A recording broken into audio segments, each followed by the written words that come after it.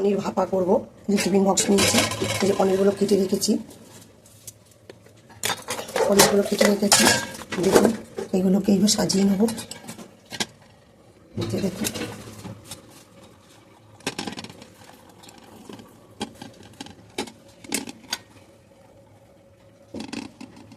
আমি দেখুন সর্ষে বেটে রেখেছিলাম, এর মধ্যে কাঁচা লঙ্কা একটু হলুদ দিয়ে রেখেছি, আর হলুদ দেবো না। এই যে দেখুন একটু ধুয়ে দিয়ে দেবো, জল দিয়ে দিলাম।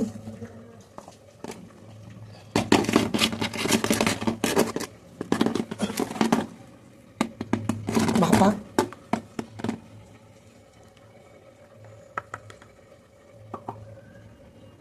এর মধ্যে দিয়ে দেবো কাঁচা পাকা লঙ্কা দিয়ে দিলাম 4টে, পরিমাণ মতন মিষ্টি দিলাম,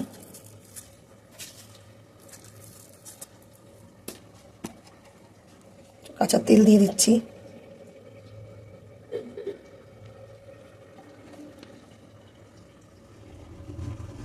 এবার ভাপা বসিয়ে দেবো।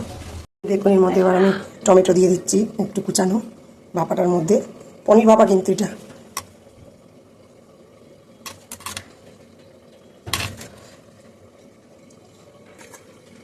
এবার ঢাকা দিয়ে দিচ্ছি। দেখুন যে কড়াই জল দিয়েছি, দিয়ে একটা এর মতন আছে উনুন টাইপের মতন বসিয়ে দিয়েছি। এই যে এবার ভাপা বসিয়ে দিলাম, এর উপর ঢাকা দিয়ে দেবো। 2 মিনিট এই ভাপাতে রাখলাম। এই যে দেখুন এই ঢাকা দিয়ে রেখেছি, এই ভাপা হবে।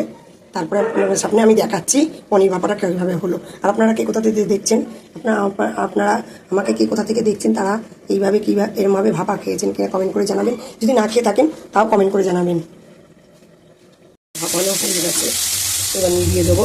10 থেকে 15 মিনিট ভাপানো হয়ে গেছে, এবার নিভিয়ে দিচ্ছি। নিভিয়ে দিলাম গ্যাস, নামিয়ে দিলাম। এই যে নামিয়ে দিলাম। এবার টিফিন কাইটে নামাবো। নামিয়ে দিয়েছি, নামিয়ে নিয়েছি। এবার খুলে দেখাবো, ঠান্ডা হোক দেখাচ্ছি। এই যে দেখুন নামানো হয়ে গেছে। এই যে ভাপিয়ে, এই যে দেখুন পনির ভাপিয়েছে সর্ষে বাটা দিয়ে, ভাপানো হয়েছে।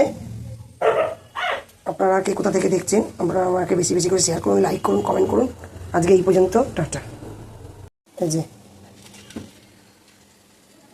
যে পনির ভাপানো নামানো হয়ে গেছে। এই যে নামিয়ে আপনাদের দেখালাম, 10-15 মিনিট রেখেছিলাম। তারপর এটা নামিয়ে এই যে খুলে দেখাচ্ছি।